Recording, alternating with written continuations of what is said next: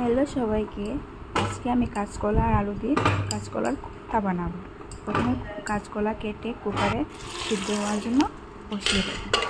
কুকারে 3টে সিটি আসার পর কুকারটা তুলে নেব। দেখো আমার কাঁচকলা ভালো করে সিদ্ধ হয়ে গেছে। আমি এখন ছিলকা তুলে নেব। তারপর আমি পেঁয়াজ কুচি, লবণ, জিরে গুঁড়ো, হলুদ গুঁড়ো, লঙ্কা গুঁড়ো আর একটু গরম মশলা আর 2 চামচ পরিমাণ বেসন দিয়ে দেব। এগুলো এখন আমি ভালো করে মেখে নেব।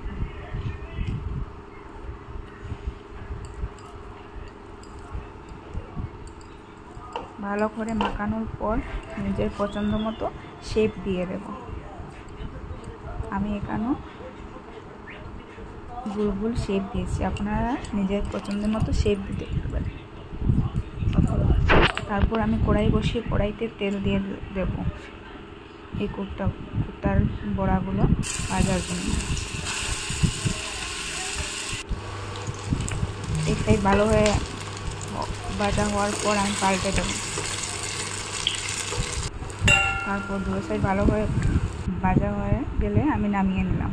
তারপর কড়াইতে আমি তেল দিয়ে আলুতে নুন হলুদ মেখে রেখেছিলাম, আলুগুলো ভেজে নেব। আলুগুলো ভালো করে ভাজা হওয়ার পর আমি আলুগুলো নামিয়ে নেব।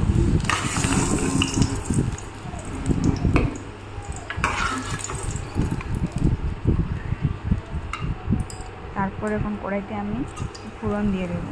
5 ফোড়ন দিলাম, তারপর তেজপাতা দিয়ে দেব, তারপর পেঁয়াজ বেটে রেখেছিলাম পেঁয়াজ দিয়ে দিলাম।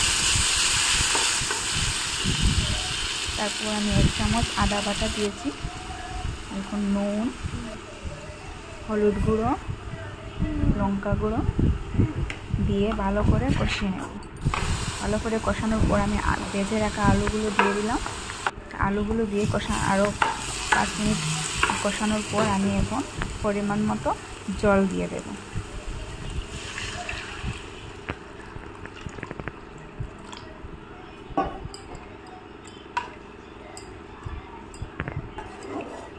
এখন জল ফুটিয়ে আসলে আমি এই কোফতার বড়াগুলো দিয়ে দেবো একটু করে। ভালো করে সবগুলো সিদ্ধ হওয়ার পর আমি নামানোর সময় 1 চামচ গরম মশলা দিয়ে দিলাম।